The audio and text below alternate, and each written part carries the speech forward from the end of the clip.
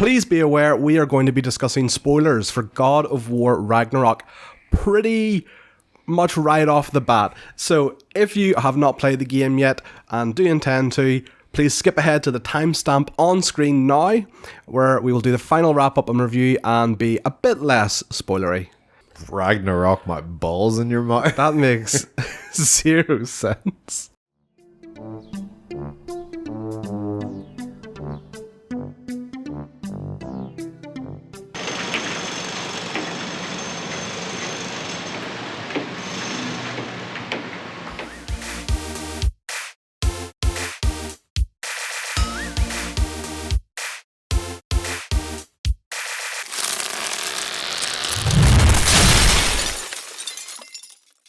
Welcome to On the Fence, the show that's about helping you decide. You get that. Ragnarok also stuck in my head. Welcome to On the Fence, the show that's about helping you decide whether or not to spend your hard-earned money on the biggest and possibly best releases. Yes, BYTE-SIZED is back, and today we are discussing the sequel to the 2018 God of War game, God of War Ragnarok. Hans, what is God of War Ragnarok? God of War Ragnarok is the sequel to the 2018 God of War game. That means, Nick, more Kratos, more Atreus, more over-the-shoulder, third-person hack and slashiness. That means more runes. That means more Norse mythology. This is very much more God of War, is what I'm trying to get across here. They have stuck to the original formula pretty much exactly. One or few slight tweaks here and there. For me, one of the changes that stands out the most is probably in combat. They've definitely added a bit more verticality to the combat, I feel.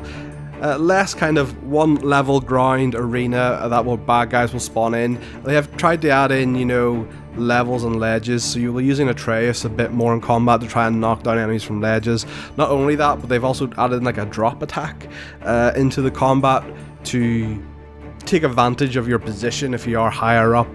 So all in all, not much has changed in the combat, but definitely they've added little bits to try and make it a wee bit different, and they have landed pretty well. The biggest change, Nick, and this is your last chance for spoilers, is that you do not just play as Kratos this time around. This time, you also play as Atreus / Loki. All in all, you play as pretty much identical to Kratos. Slightly more of an emphasis on the ranged combat. Obviously, he is known for his bow and arrows, but all in all, he still has his light attacks, still has his heavy attacks, still has his runic attacks as well. So Hans, where does the story pick up for God of War Ragnarok? The story overall picks up 4 years. I remember they actually give a time frame. But pretty much definitely a good few years after the ending of the original not the original God of War, God of War 2018. but the previous God of War game. We find Kratos and Atreus stuck in the middle of Thimblewinter, which is one of the foreshadowing events of the final Ragnarok battle. The story overall really is about Atreus trying to understand more about the prophecy that you see at the end of God of War. He is very much, he wants to explore it, he wants to know why he was shown there as a champion, he wants to see all these things. On the flip side, you have a Kratos who is trying to keep Atreus safe and just train him up to be a strong, valiant warrior. But the story's really strong. I am really enjoying the story. I love the idea of, we know what the end goal is going to be, and that because of the nature of this game, yeah, there's very much a possibility Kratos could die, and we could be barreling towards it. Or at the last minute, will the game kind of swerve us? And to me, that's where I get the most enjoyment. I don't know whether they're going to swerve us with the prophecy or not, whether they will fulfill it, or will they swerve it and everyone will be happy and content. And that to me is where I get the most enjoyment out of this, is this will they, won't they sort of scenario. So the 2018 game had a decent variety of the different Norse gods. You had the likes of Freya, Balder, Thor's sons.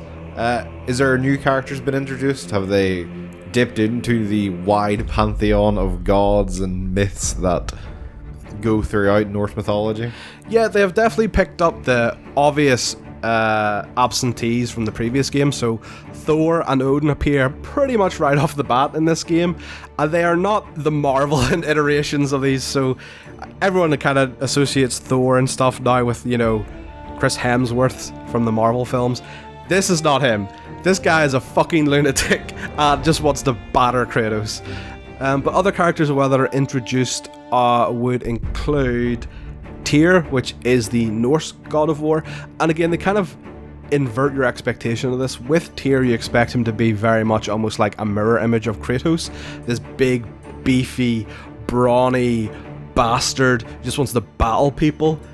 And very much that's not the case. Tyr is a broken-ass man and almost more of a pacifist at this stage rather than a god of war. And that's a really unique take on it. So, Hans, if I was on the fence about God of War Ragnarok, what would you say? This is a really good game. I'm thoroughly enjoying my time with God of War Ragnarok. They very much stuck to a winning formula here from the previous game, and anything they have added has been definitely a hit. I would really have to nitpick to come up with a proper gripe about the game. If you like the previous God of War game, you're going to just enjoy this. It is just more with a couple of extra bells and whistles added on. But for me, the biggest thing is the story. I feel like that was the same last time round as well. The story is just fantastic. The writing in the God of War games has been top notch for a longest time, and they have continued to do so this time around as well. But like, you've also been playing God of War Ragnarok. Yes. So if I was on the fence, what would you say to me? I will echo a lot of what you say. Yeah, I think it is very good. It is, again, more God of War. I will say I do think there's maybe very minor issues I have with it, like, but it's more stuff like, I think the game's almost too quick to be like, if you're doing a puzzle, the game's almost too quick to have, like, say, Atreus or Mimir butt in and be like, oh, what about this, brother? Blah, blah, blah. But, like, it's very minor stuff like that. Like, other than that, the game is still top-notch, like the first one was. And it's still telling a very, very compelling story like the first one was.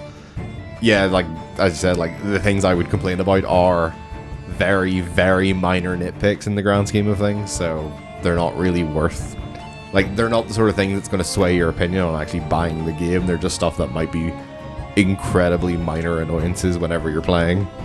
So, those are Nick's and I's thoughts and opinions on God of War Ragnarok. Only available on Sony consoles, PS4 and PS5, ranging from £65 to £70 on the PS5, and about £55 I think I've seen it for on PS4. It's actually on the upper rack. I think it's about a 10 or less on the PS4, because with the PS4 version you can redeem a £10 upgrade for the PS5 version, but the PS5 version technically gets you both, I think.